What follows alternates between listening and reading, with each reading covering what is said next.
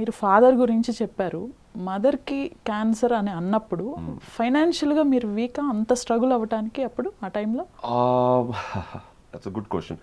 So మా మదర్కి cancer అని తెలిసిన తర్వాత మా మదర్ని హాస్పిటల్లో జాయిన్ చేయడం జరిగింది. హాస్పిటల్లో ట్రీట్మెంట్ అంటే ఒక క్రిస్టియన్ హాస్పిటల్లో మేము ఆపరేషన్ చేసాం. సో క్రిస్టియన్ హాస్పిటల్ కాబట్టి మాకు కొంచెం తక్కువే డబ్బులు. తర్వాత కీమోథెరపీ ఆ హాస్పిటల్లో లేకపోవడం వల్ల కీమోథెరపీ కోసం మేము అపోలోకి వేరే అదర్ హాస్పిటల్స్కి తీసుకెళ్ళడం జరిగింది. బట్ అప్పుడు నాకు చాలా డబ్బులు ఖర్చు అయ్యాయి. ఆ డబ్బులు కోసమే ఇన్ఫ్యాక్ట్ నేను ఒక సినిమా కమిట్ అయ్యాను యాక్చువల్గా. ఆ సినిమా కమిట్ అయిన తర్వాత అంటే ఆ సినిమా హీరోగా ఆఫర్ వచ్చింది. రెమ్యునరేషన్ ఎంత అంటే 50,000. సో ఆ 50,000 ఆ టైంలో మా మదర్ని సేవ్ చేయడానికి నాకు చాలా ఉపయోగం. కాకపోతే ఆ సినిమా నిజంగా చెప్పాలంటే రూడ్ మై కెరియర్ అనమాట. ఆ సినిమా వలన నా కెరియర్ కూడా చాలా స్పాయిల్ అయింది. అంటే అది ఒక ఎడ్యుకేషనల్ ఫిలిం, యూత్కి సొసైటీకి ఉపయోగపడే ఫిల్మ్ అయినా కూడా అది కొంచెం అడల్ట్ కంటెంట్ ఉన్న ఫిల్మ్ వల్ల so people took me in a wrong way. అంటే ఒక అడల్ట్ సినిమా చేస్తాడు, కౌశల్ చేశాడు అన్న థాట్లో వచ్చారు. అది నా వరకు నేను మా మదర్ని కాపాడుకోవడం కోసం చేసిన సినిమా. ఆ సినిమాలో ఎటువంటి బ్యాడ్ లేదు. సీరియల్స్లోకి రావడానికి కారణం అండి? సీరియల్స్లో రావడానికి కారణం అది సీరియల్స్లో నేను వచ్చింది మా మదర్ 2002లో చనిపోతే 2005లో ఐ ఎంటర్డ్ ఇన్ సీరియల్స్ అనమాట. అంటే అప్పటికే నేను సీరియల్స్కి రాకముందే నేను అప్పటికే ఒక 35-40 ఫిల్మ్స్ చేయడం జరిగింది. బట్ చక్రవాకం గురించి ఎక్కడికి వెళ్ళినా ఐ యూస్ టు హియర్ అనమాట. చక్రవాకంలో ఇక్బాల్ ఇది, ఇందిరా అది, ఇది అది అని. సో ఇంత క్రేజ్ అంటే మా ఇంట్లో వాళ్ళు కూడా ప్రతి ఒక్కరు ఆ గొడవ ఎక్కువైపోయేది రోజు నాకు. సో ఇంత క్రేజ్ ఉందని చెప్పి సో ఒకరోజు నేను మంజుల మ్యామ్ కలవడం జరిగింది. సో ద గేమ్ నెక్స్ట్ జనరేషన్కి హీరో రోల్. సో అది నా లైఫ్ని నిజంగా చేంజ్ చేసిందని చెప్పాలి యాక్చువల్లీ. ఇంకా అక్కడి నుంచి ప్రతి ఒక్కరు సాగర్ సాగర్ అని చెప్పి వెనకాల పడడం, ఆ క్రేజ్ ఒక డిఫరెంట్ క్రేజ్లో అక్కడి నుంచి మళ్ళీ కొన్ని ఫిల్మ్స్ ఇవి రెండు చేసుకుంటూ వెళ్ళాను అనమాట. మీ ఇప్పటి వరకు మీరు చేసిన మూవీస్లో బెస్ట్ క్యారెక్టర్ కానీ లేదంటే ఒక మంచి మూవీలో చేశాను అన్న సాటిస్ఫాక్షన్ దేనికైనా వచ్చిందా? ఇప్పుడు నేను ఏ ఫిల్మ్ అయితే చేస్తున్నానో రైట్ అన్న ఫిల్ము, అది నా కెరియర్లో బెస్ట్ సాటిస్ఫాక్షన్ యాజ్ ఎ హీరోగా. అంటే నేను ఏ సినిమాలో నేను ఎలాగా కనిపించాలి అనుకున్నానో అలాంటి సినిమా అనమాట. ఇది మలయాళంలో super hit film. Jitu Joseph గారు తెలిసే ఉంటుంది, దృశ్యం డైరెక్టర్.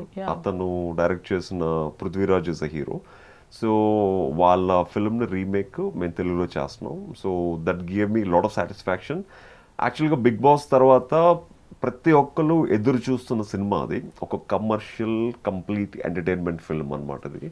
అంటే కౌశల్ని ఎంత పవర్ఫుల్గా చూడాలనుకున్నారో అంత పవర్ఫుల్ ఫిల్మ్ అనమాట. It's a complete commercial film, thriller film. తొందరలో మీ ముందుకు రాబోతుంది. ఆ సినిమాకి ముందు నేను గ్యాప్లో అంటే నేను సినిమాని 2 రకాలుగా డివైడ్ చేసుకుంటాను. ఒకటి మనకు ఉపయోగపడే సినిమా, ఇంకొకటి సమాజానికి ఉపయోగపడే సినిమా. నేను అతడు ఆమె ప్రియుడు చేసింది సమాజం కోసం, సమాజానికి ఉపయోగపడే సినిమా కోసం.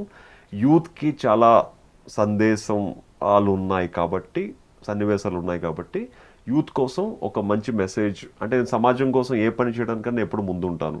ఈవెన్ శ్రీహిత పాప కేసులో కానీ నేను పర్సనల్గా వెళ్ళి స్ట్రైక్ చేయడం జరిగింది.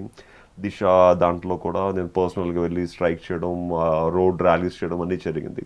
సో సమాజానికి ఉపయోగపడే ఏ పని నేను ముందు ఉంటాను. సో ఐ థాట్ ఇది డెఫినెట్గా ఎండమూరి గారి చేతి నుంచి వచ్చిన అద్భుతమైన నవల్ ఆధారంగా చేస్తున్న సినిమా కాబట్టి దాన్ని ఇప్పుడు ప్రస్తుత యూత్ని మిక్స్ చేసి చాలా ఎలిమెంట్స్ యాడ్ చేశారు కాబట్టి ఇప్పుడు ఉన్న కరోనా కానీ రేపు ప్రపంచం అంతం అయిపోతుంది అన్న అవగాహనలో ఉన్న ప్రజలకి కానీ ఇది ఒక మంచి బ్యూటిఫుల్ మెసేజ్ ఓరియంటెడ్ ఫిల్మ్.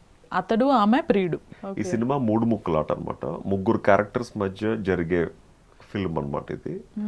సినిమాకి 3 హీరో క్యారెక్టర్సే. అంటే ఒక్కొక్క క్యారెక్టర్కి ఒక్కొక్క ఫ్లాష్ బ్యాక్ ఉంటుంది. ఇప్పుడు నాకు సిస్టర్ సెంటిమెంట్తో ఒక ఫ్లాష్ బ్యాక్, అలాగే సునీల్కి ఒక ఫ్లాష్ బ్యాక్, బెనర్జీ గారికి ఒక ఫ్లాష్ బ్యాక్. ఆ 3 కలిసి ఒక ఇంట్లో లాక్ అయిపోతే వాళ్ళ 3 రేపు ప్రపంచం అంతం అయిపోతే ఈ ముగ్గురు మధ్య ప్రపంచం అంతమైపోతే అందరు వాళ్ళకి ఏంటంటే ముగ్గురికి సంబంధించిన ఆక్సిజనే ఉంటుంది అనమాట, నాలుగో వాళ్ళకి ఉండదు.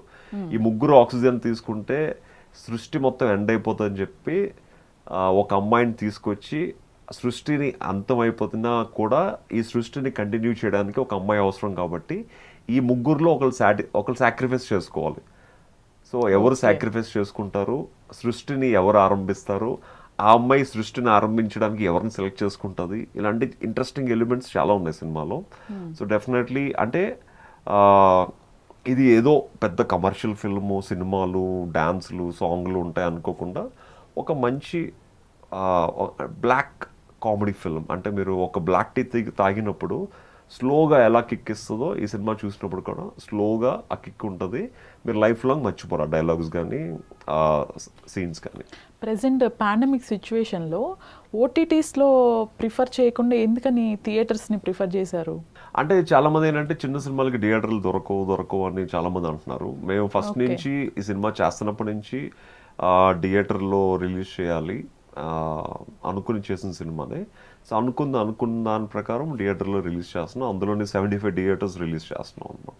మీరు వర్క్ చేసిన వాళ్ళందరితో వాళ్ళందరినీ తీసుకుంటే ఎక్కువ ఉదయ్ కిరణ్ గారితో వర్క్ చేశారు. అవును, నా ఉదయ్ కిరణ్ గారు చేసిన 14 ఫిల్మ్స్లో 9 ఫిల్మ్స్ వి వర్క్ టుగెదర్. ఎలా ఉండేది అప్పుడు ఆయనతో మీకు రిలేషన్? ఇట్స్ సూపర్ అండి.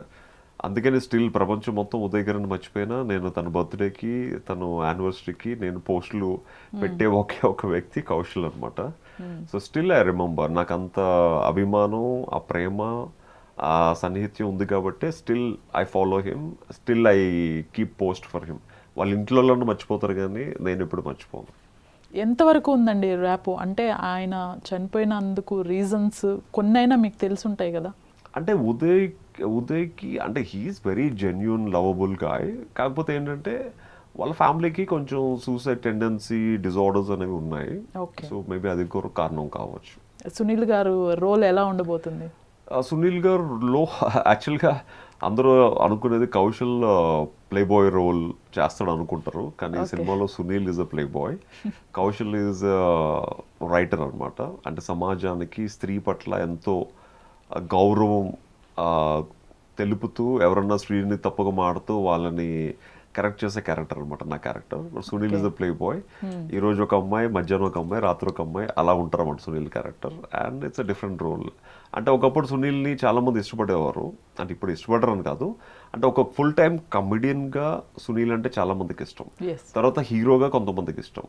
ఆ ఫుల్ టైం కమెడియన్గా ఎవరైతే సునీల్ని ఇష్టపడతారో 100%, వాళ్ళకి చాలా రోజుల తర్వాత ఫుల్ ఫ్లెడ్జ్డ్ 100% పాత సునీల్ని చూసేటట్టు ఉండే ఫిల్మ్ అనమాట. అంటే ఆ టైమింగ్ కానీ, ఆ పంచెస్ కానీ 100% ఈ సినిమాలో ఉంటాయి అనమాట. So they will enjoy this film. అంటే ఈ మధ్య Sunil is doing lot of serious roles, police officer roles, అవి కొంతమందికి ఇష్టం. బట్ పాత సునీల్ని చాలామంది లవ్ చేసేవారు, ఆ కామెడీ సునీల్ని. ఆ సునీల్ని మళ్ళీ ఇందులో మీరు 100% చూడండి.